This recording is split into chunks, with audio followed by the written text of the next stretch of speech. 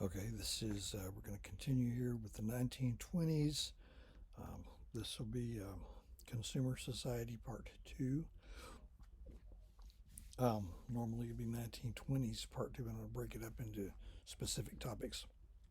Okay, we're ready for specifics on changes in things like manufacturing processes, advertising, consumer financing, and so forth that marked the beginning really of a new era and facilitated consumer society by making it possible to bring into physical existence the massive quantities of goods that consumers could buy. Okay, manufacturing processes, let's just go back a bit. Time was manufacturing meant handmade. All right, the word manufacture derives from two Latin words. The first one means hand, first two syllables.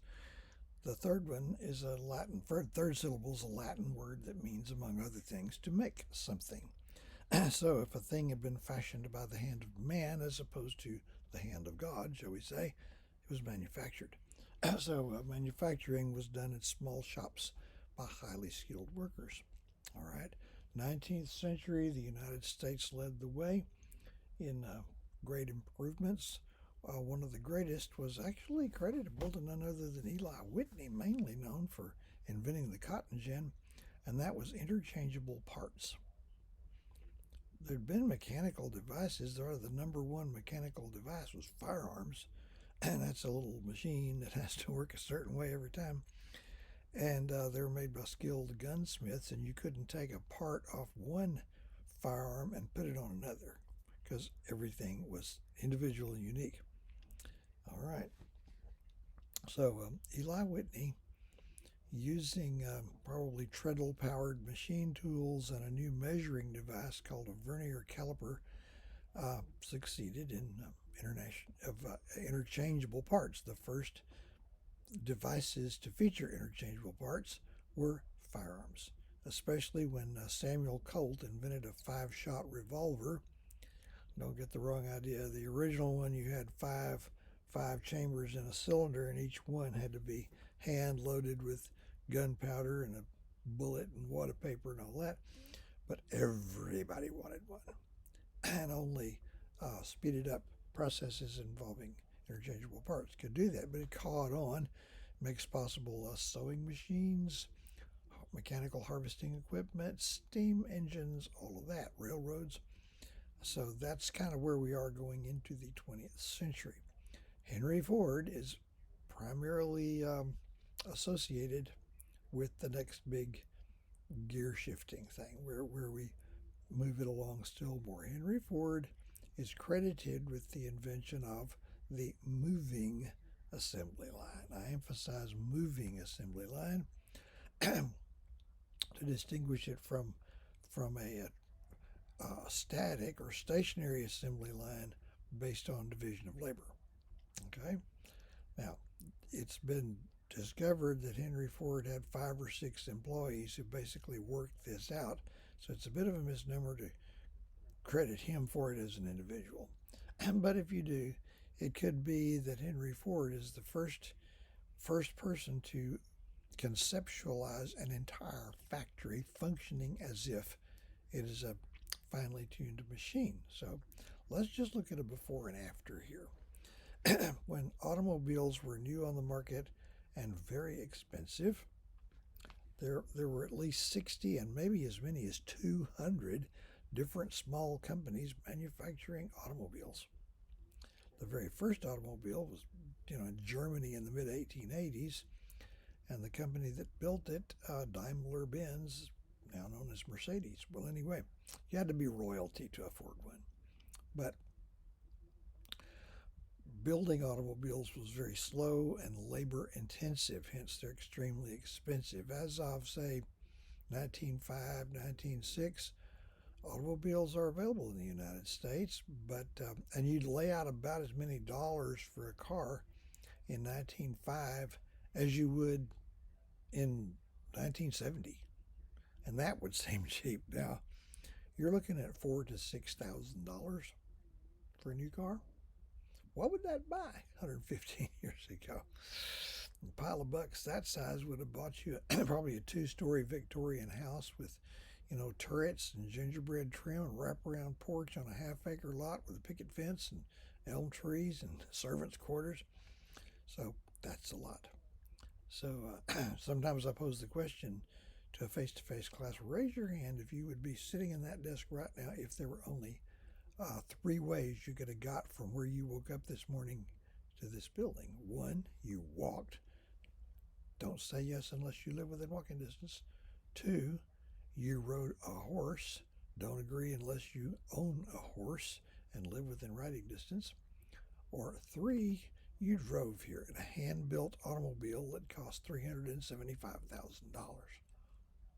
Not many hands would go up. That's about where it was. Now, how were cars built? A car factory is quite simple, just a big enclosed space where you get it all in the dry, hire some mechanics who can bolt the parts together, find sources for the parts, and off you go. Cars were built in one spot. They would be built from the ground up, from the chassis up, by workers who would move from one car chassis to the next. Each probably pulling a little wheeled pull cart with whatever part they're supposed to install, radiators, just whatever it might be. And the line does not move any faster than the slowest worker. So it takes some time. And when you bought a car, you just bought the chassis, engine, drivetrain. It didn't have a body. To do that, your next stop would be a would be a coach maker that probably used to make horse-drawn vehicles, and they're going to build a custom-designed body around it.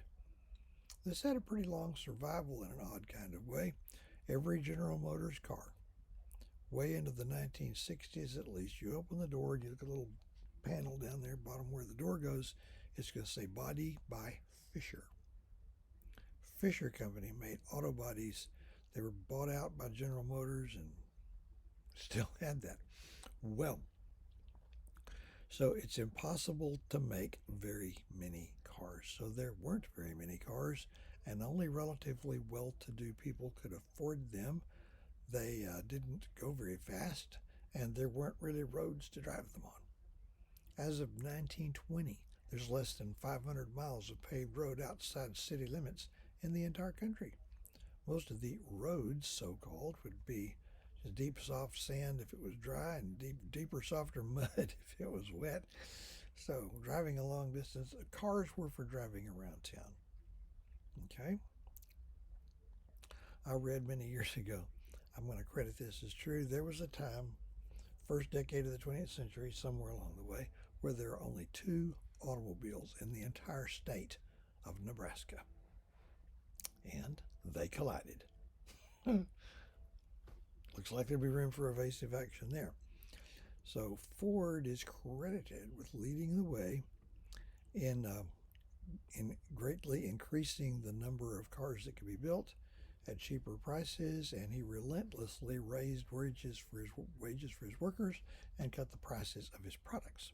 What he wants to do is basically cover the earth with well-made but relatively inexpensive cars so middle-class people could afford them. All right. The Ford Motor Company was basically his third try. The first company failed fairly quickly because the cars were not up to Henry Ford standards and the cost too much. It was dissolved. Then he took in some others investors, prominently a man named Henry Leland, who would run up a admirable record in the car industry himself. And Ford and Leland couldn't get along, so Ford either left the company or was edged out by other competitors, and Leland then changed the name of the company to the Cadillac Motor Company. Still exists. And finally, around 1908, we get the Ford Motor Company. Ford was very good at building engines, including, by the standards of those days, incredibly powerful engines. He demonstrated a car that, in a speed trial before some potential investors, drove a mile from a dead start in 46 seconds. Okay, you're going 60 miles an hour at that start. Well, it achieved a speed of more than 91 miles an hour. That'll do. So Ford starts building cars, starting with something called the Model T beginning in 1908. Um, that car would be produced by Ford virtually unchanged for 19 years. Ford would not introduce another model until 1927. Well, Ford cars were powerful, they were easy to drive, they were easy to repair. It is said that a person of average mechanical skill could overhaul an engine in their driveway whenever they might need to. Um, Once Henry Ford starts with an assembly line, everything has got to be as efficient as possible. So you couldn't get a Ford in colors. The first ones were available in colors. After that, and this was commonly known, and Ford himself mentioned it in his autobiography, you could have a Ford in any color you wanted, as long as it's black. So the cars were completely identical.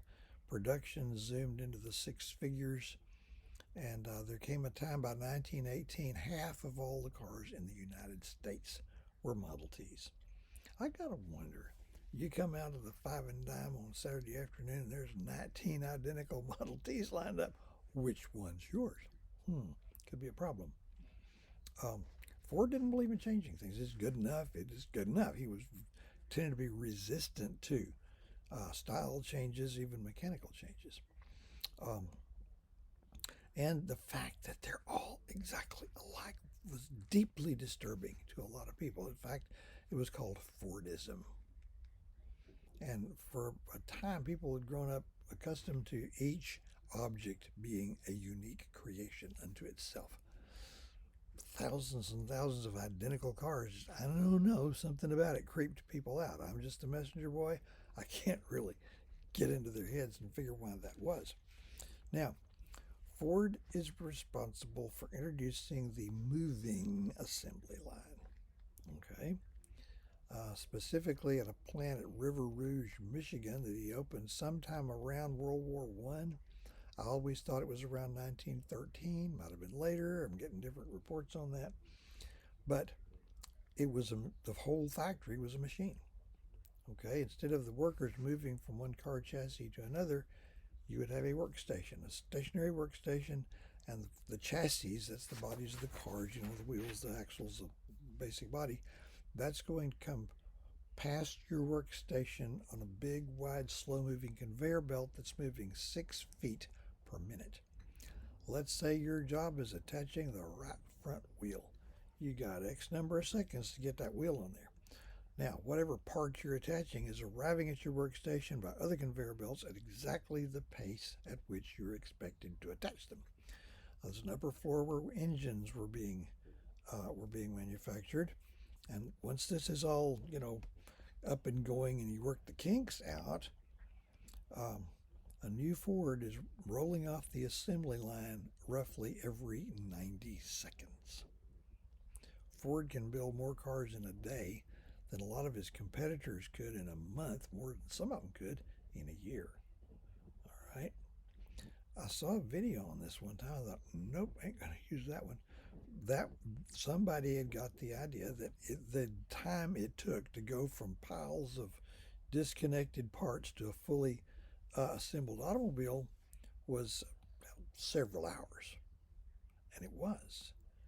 But that person had the mistaken idea that they would build a car and then build another car instead of them moving along continuously. So roughly every 90 seconds. So this is going to work. It's going to produce a lot of cars. Now, the moving assembly line through the teens and 20s of the 20th century, that's going to be adopted industry-wide across the board.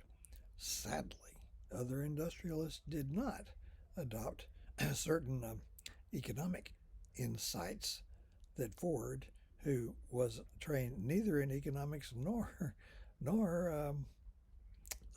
mechanical engineering, he's just an amateur. He's very, very great genius. They didn't copy that. So in the next part, we'll look at what that was and why they should have copied